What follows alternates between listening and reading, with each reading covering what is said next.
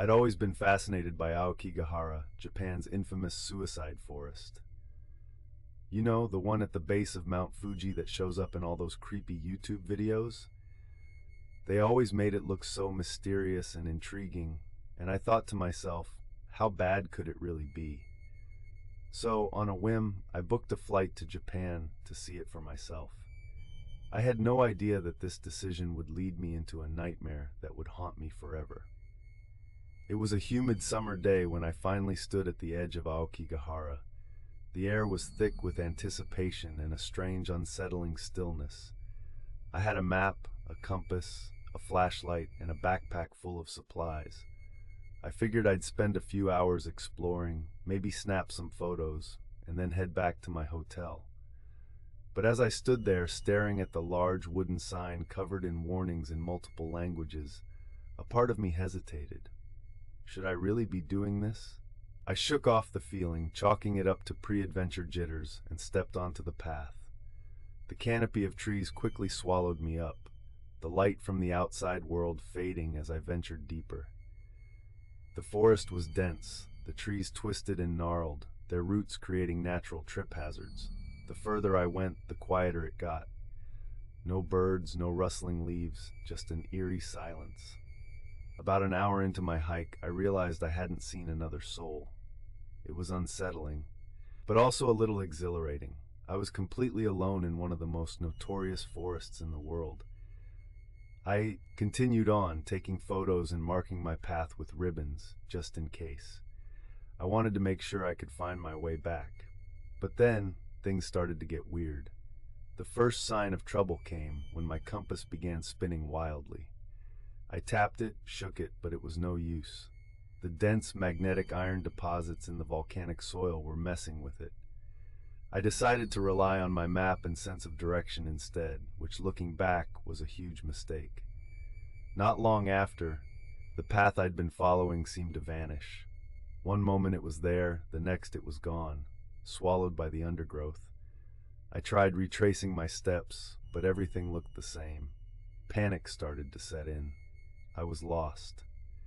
As the sun began to set, the forest took on an even more sinister feel. Shadows grew longer and the temperature dropped. I flicked on my flashlight, the beam piercing the darkness, but revealing nothing comforting. I found a spot that seemed relatively clear of roots and set up a small camp. I didn't plan to sleep, but I needed to rest and collect my thoughts.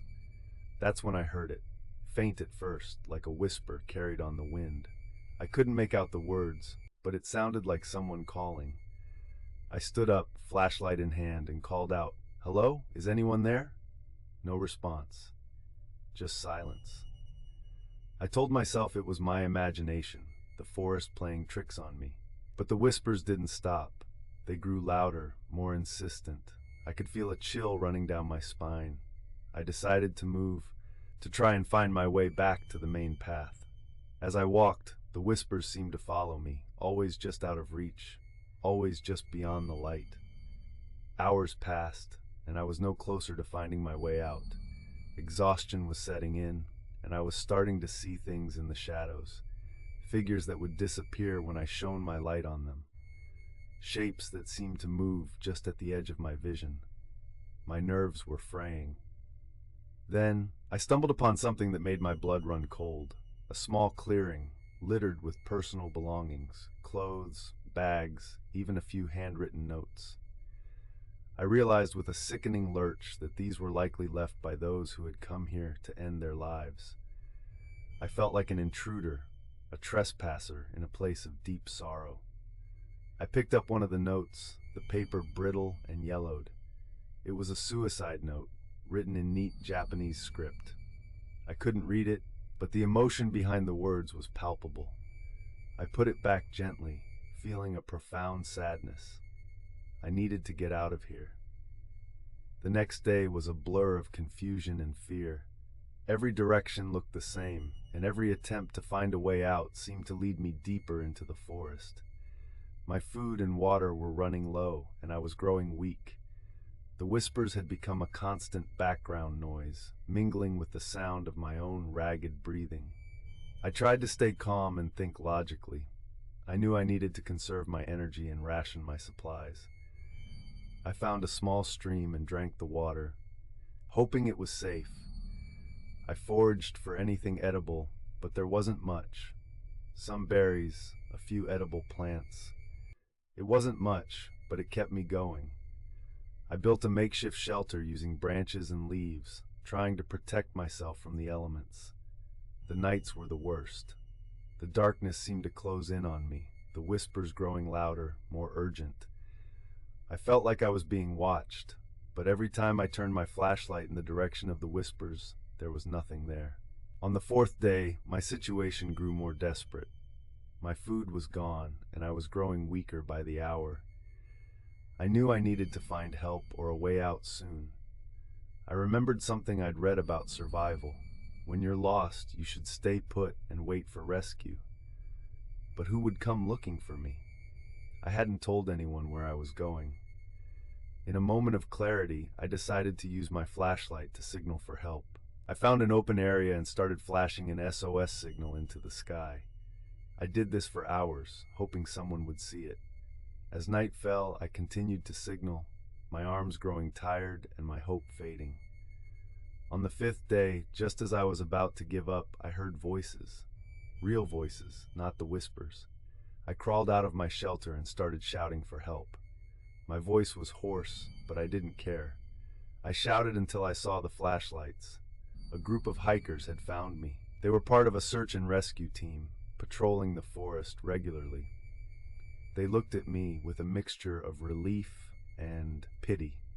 I must have looked terrible, dirty, exhausted, and half mad. They led me out of the forest, their familiarity with the terrain a stark contrast to my disorientation. As we walked, I told them what had happened, about the whispers and the sense of being watched. They nodded, not surprised. They'd heard similar stories before. Back in the safety of my hotel room, I tried to process what had happened. I had gone into Aokigahara out of curiosity, thinking it was harmless. I left with a profound respect for the forest and the souls who had been lost there. The experience changed me. It showed me the thin line between life and death, sanity and madness.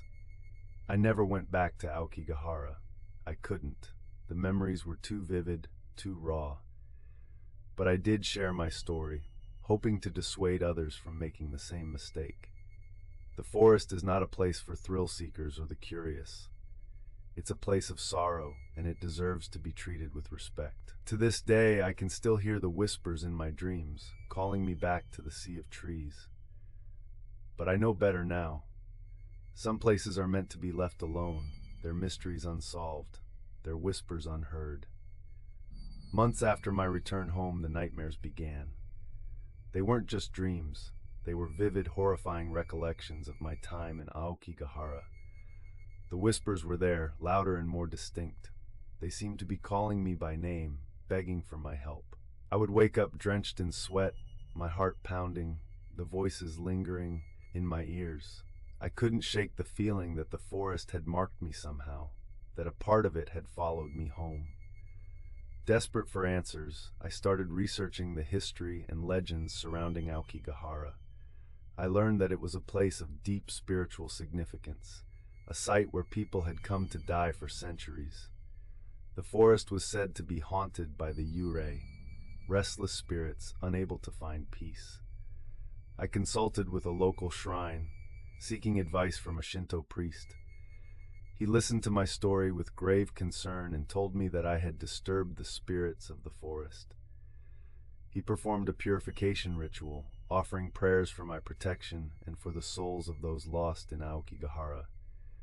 It brought me some comfort, but the nightmares continued. Despite my fear, I felt a strange compulsion to return to Aokigahara. It was as if the forest was calling me back, demanding that I face whatever it was that had marked me. I knew it was a dangerous idea, but I couldn't ignore the pull. I decided to go back, this time with a clear plan and better preparation. I arrived in Japan with a sense of dread, but also determination. I enlisted the help of a local guide, someone who knew the forest well and could help me navigate its treacherous paths. We entered the forest together, my heart pounding with each step. The guide was calm and experienced, but even he admitted to feeling uneasy in certain parts of the forest. As we ventured deeper, I began to recognize landmarks from my previous ordeal. The whispers returned, faint at first, but growing louder as we approached the clearing where I had found the belongings. The guide stopped suddenly, his face pale. He pointed to a spot on the ground where the earth looked disturbed. "Someone was buried here," he said quietly. I felt a chill run down my spine. The air grew heavy and the whispers intensified. We both felt an overwhelming sense of sorrow and despair. The guide suggested we leave offerings for the spirits, small tokens of respect and prayers for their peace. We did so, placing flowers and food at the site and offering a moment of silence. As we continued, the forest seemed to grow darker, the trees closing in around us. I felt a presence, something watching us from the shadows. The guide must have sensed it too, because he urged me to stay close. We reached a spot where the trees thinned out, revealing a small, ancient shrine covered in moss. It was a place of power, the guide explained, where the boundary between the living and the dead was thin. I approached the shrine with a mix of fear and reverence. I offered a prayer for forgiveness and peace, asking the spirits to release me from their grasp. As I finished, the whispers reached a fever pitch, then abruptly stopped. The silence was deafening, but it was a different kind of silence. Peaceful, almost serene. The guide and I made our way back to the entrance, the oppressive weight lifting with each step. By the time we emerged from the forest, I felt lighter, as if a burden had been lifted from my shoulders. The guide assured me that the spirits had accepted my apology and that I was free. Back home, the nightmares stopped. The whispers no longer haunted my dreams. I felt a sense of closure, a peace that I hadn't known since my first trip to Aokigahara.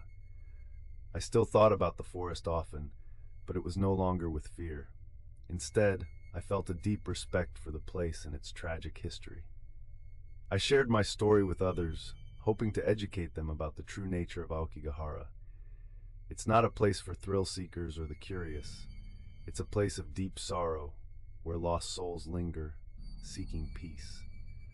My experience taught me that some places demand respect and understanding, not exploitation. The forest had changed me. It had shown me the thin line between life and death, sanity and madness. But it had also shown me the power of respect, forgiveness, and the human spirit's ability to heal. I would never forget my time in Aokigahara, but I had finally found my way out, both physically and spiritually. Upon my return to my hometown, I tried to reintegrate into my normal life.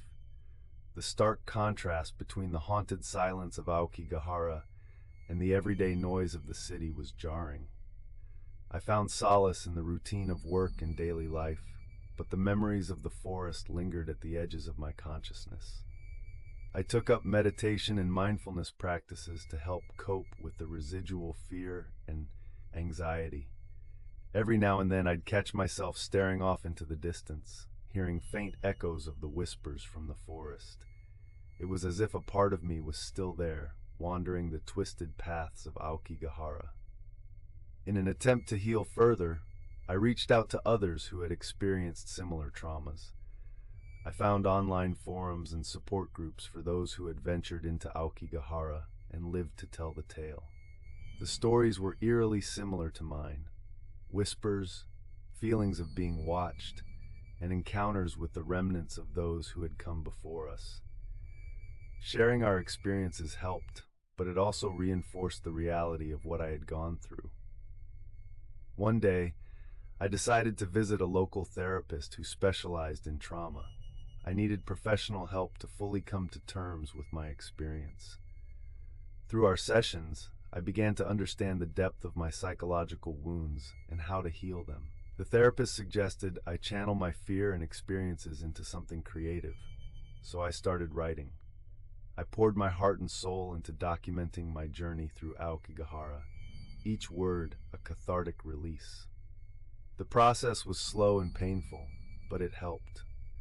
The more I wrote, the more I felt in control of my memories and the less power they had over me. I even considered turning my writings into a book, hoping that my story could serve as a warning and a source of strength for others. As the years passed, the nightmares became less frequent. I still dreamt of the forest, occasionally, but the dreams were no longer filled with terror. Instead, they were more like bittersweet memories, reminders of a profound experience that had shaped me.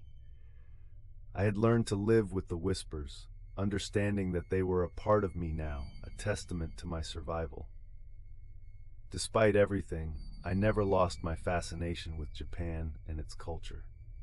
I continued to study Japanese, immersing myself in the language and traditions. It was my way of staying connected to a place that had left such an indelible mark on my soul. I even returned to Japan several times, though I never went back to Aokigahara. I visited other sacred sites, paying my respects and offering prayers for the lost souls I had encountered. One particularly memorable trip took me to Kyoto, where I visited countless temples and shrines. The serene beauty and spiritual atmosphere provided a stark contrast to the haunting memories of Aokigahara. It was during this trip that I felt a true sense of closure. Standing in front of a centuries-old temple, I offered a final prayer for peace and healing, for myself and for those still wandering the sea of trees. Life went on, and I embraced it with a newfound appreciation. My ordeal in Aokigahara had taught me the fragility of life and the resilience of the human spirit. I pursued my passions with vigor, traveled the world, and built meaningful relationships. The forest had taken something from me, but it had also given me a profound understanding of myself and the world around me. In the end, Aokigahara remained a part of my story, a dark chapter that had shaped who I was. I knew I would never forget the whispers or the eerie silence of the forest, but I had learned to live with them. They were a reminder of my strength and my will to survive.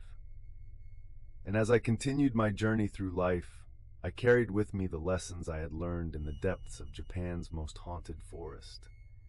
I always keep a small piece of Aokigahara with me, a simple ribbon from the trail I had marked, now framed and hung on my wall. It serves as a constant reminder of my resilience and the thin line between curiosity and danger. When people ask about it, I tell them the story, hoping it will serve as a cautionary tale and a testament to the strength of the human spirit. As I look back on my journey, I realize that Aokigahara taught me more than just the importance of respecting the unknown.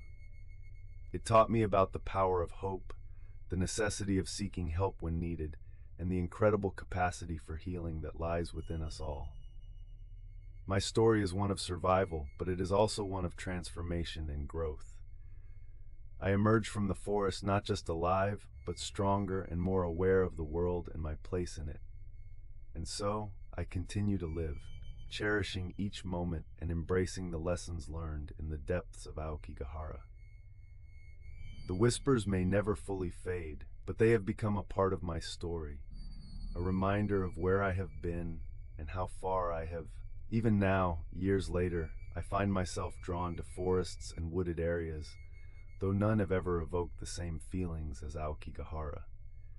There's a unique combination of beauty and danger in nature, a duality that mirrors our own existence. Whenever I'm surrounded by trees, I feel a deep connection to that experience and a profound respect for the world's mysteries. My journey through Aokigahara wasn't just a physical trial. It was a spiritual and emotional odyssey that reshaped my understanding of life and death. It taught me the importance of preparation, the value of staying calm in the face of fear, and the power of human resilience. These lessons have stayed with me, guiding me through other challenges in life.